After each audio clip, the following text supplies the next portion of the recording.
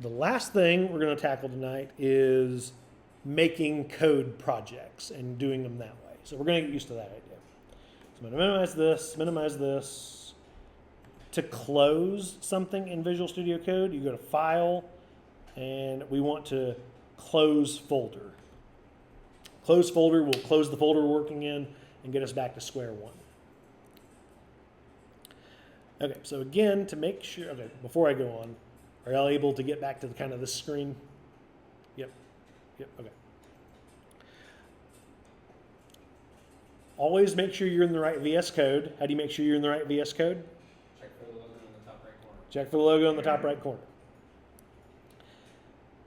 I'm going to open up the command palette here. I'm going to click on it, and there's a whole bunch of options that come up. The thing we're going to look for is, and you can start typing to find it, create a new project. So click on the icon, find, create a new project. And when you do, click on it.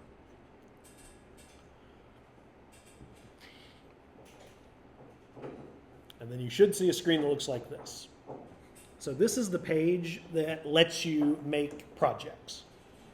And the real nice thing about it is it will put everything in the project that you need to get started with the project.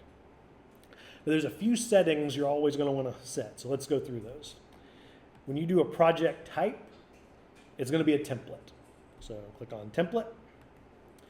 When you do a language, it's going to be CPP or Java. We're going to do Java. And there's a whole bunch of options in here. There are two options that you're going to use more than any other. One of them is timed skeleton, and the other one is command robot skeleton. We're going to start by doing some timed skeletons, and then we're going to work our way up to the command skeletons. So I'm going to click timed skeleton. So when you get started, these are the three settings you'd always see: template, Java, timed skeleton. You able to get those selected on yours? Okay. Then you need a base folder. The base folder is kind of where all your projects are going to go. So I'm going to select a new project folder. And this is kind of where you got to keep a few things in mind.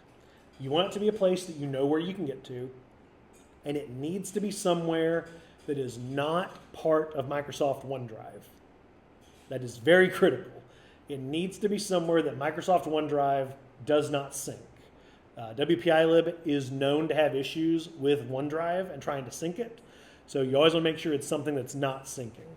How can you tell if it's not synced? If it is syncing, it's going to have a little icon in the folder. There should be like a cloud or a cloud outline, something like that. And that's if it is syncing? That if it is syncing. If it doesn't have anything, you should be good. So there's a lot of places you can put them. Most people usually go to the documents folder. And you do have this handy GitHub folder.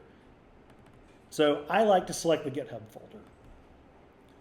And so this is just where are my projects going to go. So if you make a dozen projects, they will all go in the GitHub folder. The project name is the name of the specific project. Before we do that, though, was everybody able to select a base folder? Project name. Your project name, no spaces. Never, never, never. So I'm just going to call this my first project. I always like to create a new folder because I want my projects to have their own folders. Team number. Owen, don't answer. Okay. What is your team number? 538. There you go. So you have to include your team number here because everything in the software is kind of built around the team number. It builds up a network and it all depends on your team number. Since all of your code is going to go onto a robot configured for Team 538, you probably want your programs to be written for Team 538. The last thing, there's this enable desktop support. You don't have to check this. I always check it because it lets you run the simulation stuff, and that's really handy. So as a recap, starting out, template, Java, timed skeleton, the folder where all your projects go, the name of this project, give it a new folder, your team number, which for us is 538, and then enable desktop support. Most of these settings are going to be the same every time. When you have that, click Generate Project. and you should get a pop-up that says project successfully created. Would you like to open the folder? And I would like to open the folder. So yes, current window. And it gives me this pop-up again because it's a new project. Who's the author? Who made it? We did. We are the author. I trust this author.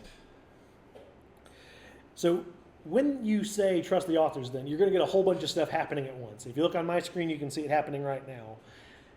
Just let it ride. Because what it's going to do is it's going to build the project. It's going to put all the files where they go. And then it's going to do a first build of the project. And that's mostly a say, hey, did I put everything where it was supposed to be? And so this first build always takes the longest because it has to download everything that it doesn't create. And it has to create everything that it doesn't download.